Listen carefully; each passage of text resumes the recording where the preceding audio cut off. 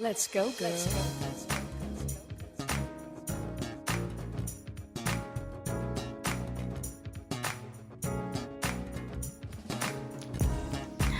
Hey y'all, this your girl Kayoshonda here from kayoshonda.com. I am here, no video. Got my iPad because y'all know I needed to stay on track. So you saw the title of the video, and in previous videos, and I'll make sure they're linked below, I talked about my journey with fibroids. It was a very brief journey. My timeline is really, really short. Things seem to progress faster than I definitely anticipated because, so during my physical exam, my annual wellness exam, my primary care doctor literally felt the fibroids when she was just kind of, feeling my abdomen area. And we immediately scheduled an ultrasound, just to confirm, because she knew what they were. Even though I had no history of them, she knew what they were. So we confirmed that they indeed were fibroids and that they were pretty big at the time. 5 to 7 centimeters, some of them were. And of course, there were multiple. And like I said, I shared this in my fibroids journey videos, and I'll make sure that they're linked below. Right after the ultrasound, I met with an herbalist, kind of got a regimen so that I could work on shrinking them naturally. But of course, followed up with my OBGYN, which is a midwife. I have a certified midwife that I see on a regular for those services. She is very, I don't want to say anti-Western medicine, but she is very more natural medicine first, if that makes sense. She wants to make sure that we're trying to do everything that we can in our power naturally to deal with whatever women's issues we're having before we resort to popping pills, pharmacy, surgery, that whole nine. So when she felt my abdomen area and then reviewed the ultrasound, she immediately said the words that I definitely did not expect her to say. And those words were, "I recommend surgery." And so we kind of talked about it that day. And the reason why she recommended surgery was because the fibroids were pretty big, and she was looking around the room to find things the size of the fibroids that I had. And as a woman, round about my age, I am 44, she's like, and I share the same sentiment, why are we living with things that modern medicine, as fickle as it may be, as whatever, but why are we living with things that we really can't just get rid of? And so I took her advice and I met with the surgeon. I was not resolved to have surgery, but why would I have a medical team that I don't trust? So I met with the surgeon. She's a lot younger than me, but she has already made a name for herself in doing laparoscopic robotic hysterectomies, and so she was my midwife was like, "She's the best in the office. I don't want you to talk to anybody else. Let's schedule an appointment with her." So I did. At that appointment, when she felt my abdomen, she just kept saying, "Wow, your fibroids are so impressive." And I'm like, "Impressive, lady?"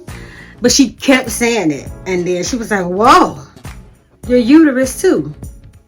"Excuse me? What do you mean?" She was like, "Your uterus is the size of a woman who was 6 months gestational, 6 months pregnant." And I'm like, "What?" She's like, "Yeah." She's like, "And you have no pain?" I'm like, "No, there's no pain, just heavy bleeding during my cycle, some definite discomfort. We found during the ultrasound that one of my fibroids actually sits on my bladder, so I always feel like I always felt like I had the urge to go to the bathroom. I had the urge to pee, but you know, there was neither here nor there. Sometimes my stomach would literally feel very heavy, but other than, you know, that minor discomfort, no pain. And so talking to her, talking to my primary care physician, talking to my midwife, and then creating a text thread with 3 of them, and just kind of asking all my questions, sharing with them the Google links that I've seen and I found, because I am a researcher. I was resolved with, let's get these out of here. What are we waiting on? So scheduled the hysterectomy, started doing the necessary pre-testing that goes along with that. And then 38 days prior to surgery, and the 38 days will have a lot more significance in a future video that God has already told me I have to share. But 38 days prior to surgery, I went for my uterine biopsy.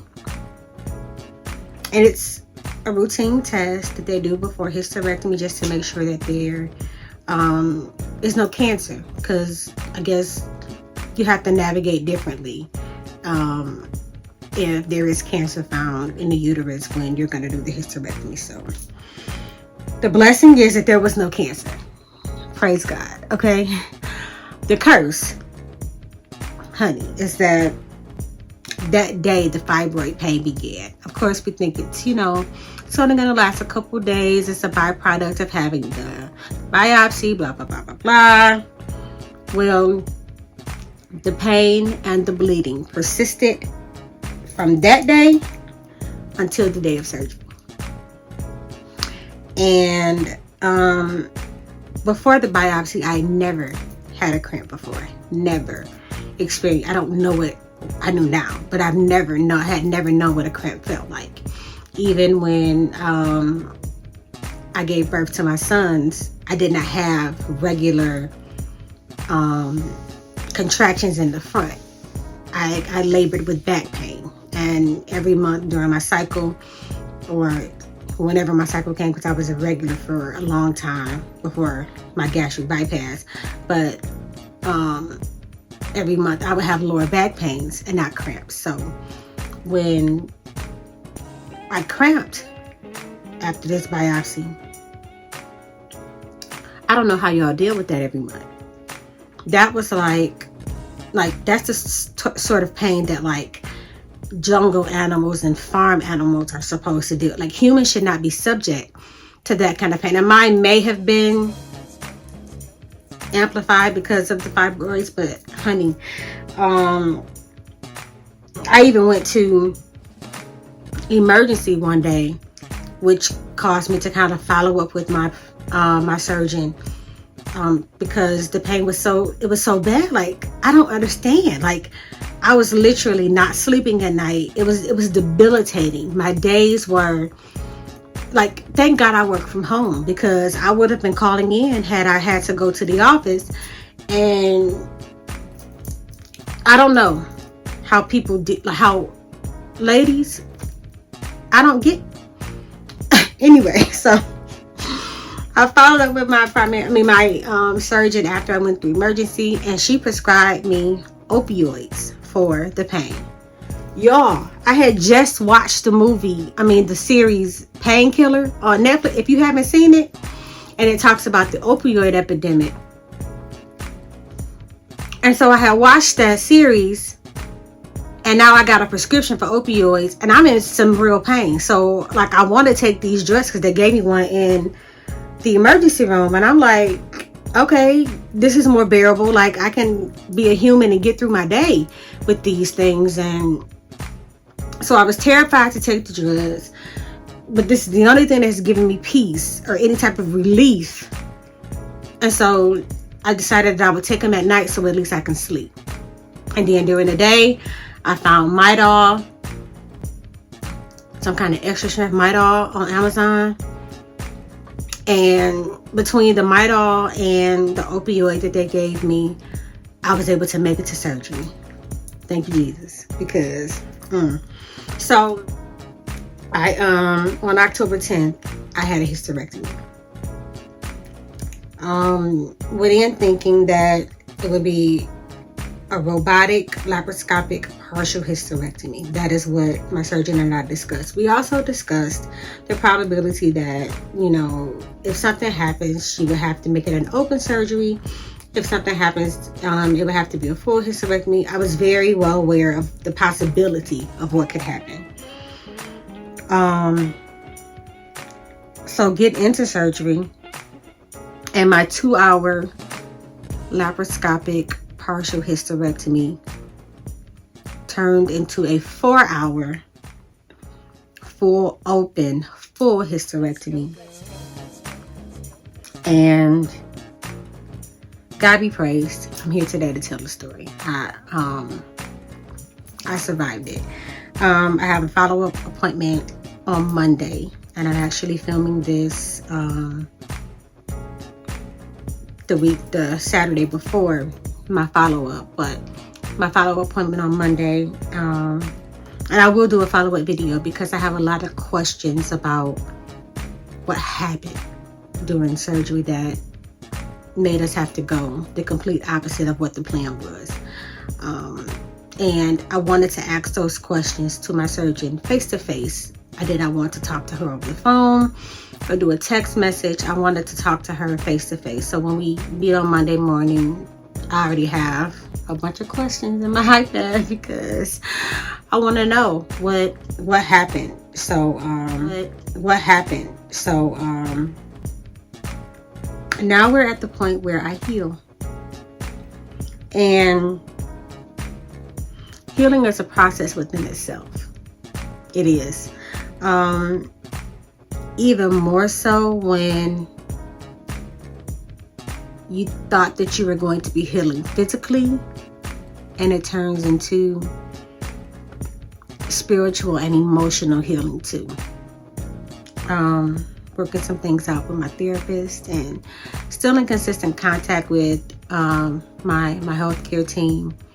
I'm doing fine health-wise. There were no surprises with the healing process, but it is a process. And some days I feel amazing, and other days I feel like I just need to lay on the couch and be still because pain here and there. But I'm okay, and that is the most honest answer I can come up with during this time when people ask me, how are you? I am okay. I don't have a long drawn out response because the answer really is I'm okay. And even if I'm not okay that day in that moment, I know that I'm going to be, because I'm not in consistent pain like I was prior to surgery. The pain of the healing process is different than waiting for the day to come where you know what I mean? So if you made it this far in this video, put a black heart in the comments. I know that there's more to share, especially that has to do with healing, and the fact that there's not a lot of content out here about dealing with the after effects of a hysterectomy. So I know I'm gonna talk about that. I just have to be led in this season because, like I said, I am healing, and so in my healing process I have to be honest with me, and so I'm going to do just that. I guess that's it. Follow me on all the social media platforms. I'm Kaya Shonda everywhere. Pray for me as I continue to heal, and I'm not too far in my healing process that I can't pray for you. So if you need prayer, you can comment below. If you don't want to post it for the world to see, you can email me, kayoshonda@me.com, or just go on my website, kayoshonda.com, and do a contact form, and I will happily pray for you as you navigate your own journey. It's a process, man. It's a journey, but commit to yourself and be well on your way. All right, y'all, that is it. Your girl, Kaya Shonda, again from kayoshonda.com, and I will see you in the next one, Self Lover. Peace.